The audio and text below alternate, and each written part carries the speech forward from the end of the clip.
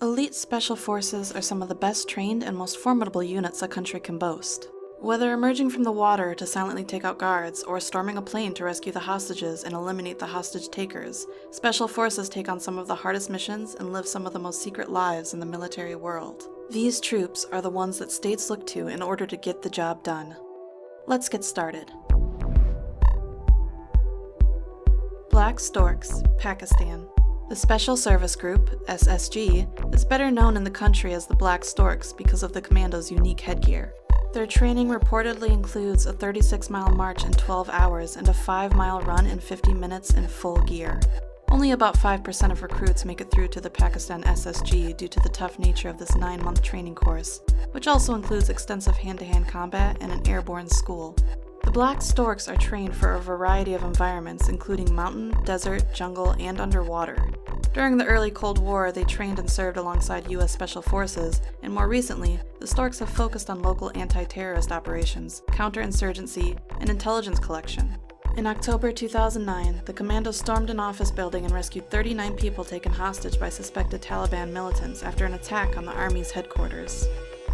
JTF-2, Canada. JFT-2 stands for Joint Task Force 2, and it's the jewel in the crown of Canada's Special Forces. They deployed to Vancouver in 2010, ready to intervene if terrorists took aim at the Winter Olympics. This group is trained to handle chemical, biological, radiological, and nuclear threats against the worst-case scenario, when a terror strike proves more than local police forces can handle. It's a unit that can be deployed against a wide spectrum of issues or crises, and it can be very low signature. Created in 1993, JTF-2 expanded to several hundred members following the 9/11 terrorist attacks, and has the most confirmed kills of terrorists in the world, having killed over 100 top-ranked Al-Qaeda members. Almost all of its operations are shrouded in secrecy, and in some cases were even unknown to the Canadian government. Alpha Group, Russia. Now, what about Spetsnaz? Well, to keep it simple, Spetsnaz is a general term for all Russian special forces. Within the Russian special forces, Alpha Group is as bad as they come. The KGB created this elite group in 1974, and it is believed that it operates under the directive of the top leadership in Russia, which is why most of its operations are classified. This force came to fame during the invasion of Afghanistan, during which members of Alpha stormed the presidential palace in Kabul, killing everybody in the building in the blink of an eye. In 1985, a group from this unit was dispatched to Beirut to try and rescue 4 Soviet diplomats. When the diplomats were killed, Alpha Group allegedly hunted down relatives of the hostage takers and returned them to their families in much smaller pieces, to send a message to would-be terrorists. It apparently worked for over 20 years. Separatist, Israel. This Israeli Special Forces is focused in intelligence gathering, and it often operates deep behind enemy lines. In 2003, Israeli taxi driver Eliyahu Giro was kidnapped after transporting 4 Palestinians to Jerusalem in his cab, but the separatist unit located and rescued him from a 3-foot pit in an abandoned factory in a suburb of Ramallah. The most famous of their large-scale operations is Operation Thunderbolt, which came to be after several terrorists had taken hostages on board of an airline which was flown to Uganda. Many hostages were released, but over 100 hostages were kept in the airport terminal building. An assault force of separatist assaulted the position, killing the terrorists and freeing all of the hostages. GIGN, France. France's elite counterterrorism teams are some of the finest in the world and have proven their abilities and bravery over decades of dangerous operations. But unlike many anti-terrorist units, GIGN is also used in arrest of dangerous criminals, countering barricade suspects, quelling prison riots, VIP protection, and other high-risk police operations within France or former colonies. Since its founding, the GIGN has seen consistent action. Its members are considered absolute masters of hostage rescue and intervention, especially in high-density environments like buses, ships, trains, and airlines. Their faces are not allowed to be photographed fully exposed, therefore they're often seen wearing tactical ski masks when operating in public. GIGN is known for innovation in technology applications and tactical methods. Their most famous operation is their assault on Flight 8969, which was an Air France flight that was hijacked on December 24, 1994, by the armed Islamic group in Algeria, where the terrorists murdered 3 passengers with the intention to blow up the plane over the Eiffel Tower in Paris. When the aircraft reached Marseille, the GIGN stormed the plane and killed all 4 hijackers. The bravery of its members comes from their extreme training course. In fact, the training is so extreme that the GIGN has lost more men during training than during their 1,000-plus operations.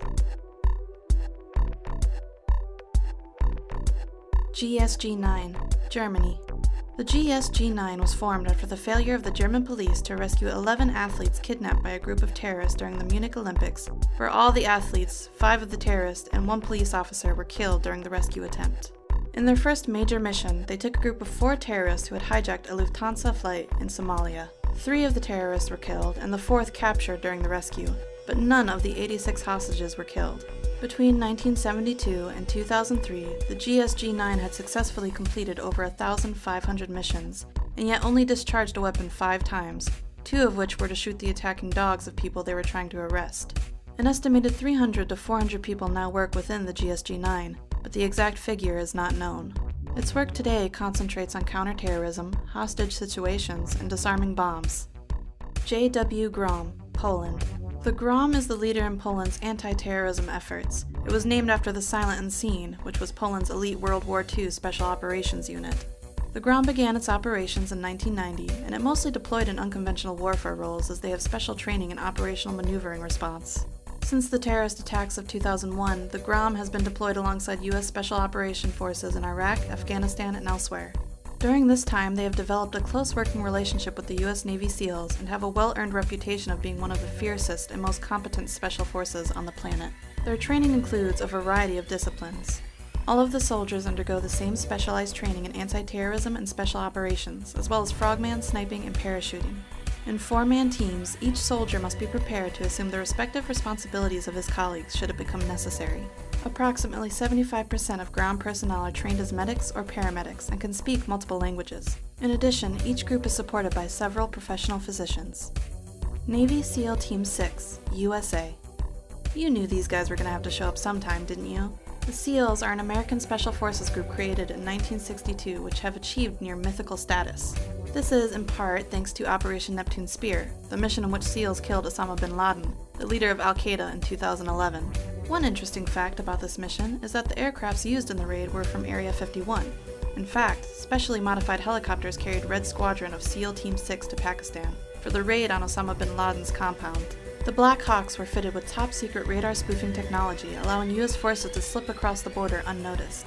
These stealth aircrafts were developed and tested at the infamous Area 51, near Groom Lake, Nevada. SEALs will usually penetrate behind enemy lines and finish their mission before the enemy realizes that they're there. One quality that makes them so effective on land, air, or even at sea.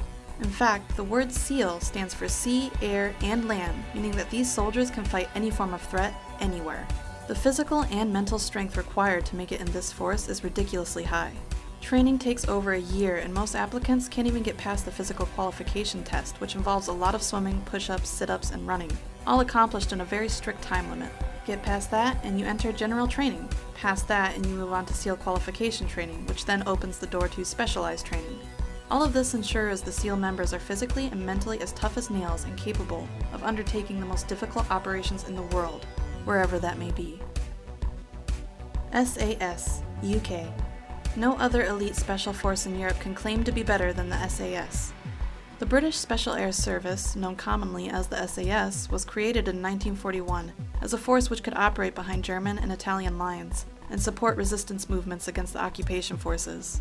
The training that a recruit has to go through in order to become part of the SAS is extremely difficult, since in addition to the 40-mile march, the 2-mile swim, and the push-ups and pull-ups, you have to survive in the jungle to learn survival and navigational skills, after which you endure survival practice. The final test is a 36-hour interrogation session meant to break the candidate's will. Not convinced this is better than the SEALs? It may help you to know that the SAS is also trained by MI5 and MI6 security and intelligence services to undertake counter-espionage operations. It's like having a SEAL and James Bond all rolled into one. Their insignia bears the phrase, "Who dares wins." Number 1. Delta Force, USA. Delta Force is a unit unto itself, composed of members from all branches of the military. The force is armed with cutting-edge weaponry, and its operations remain highly guarded secrets, but you can bet they're in the vanguard of any American-led operation.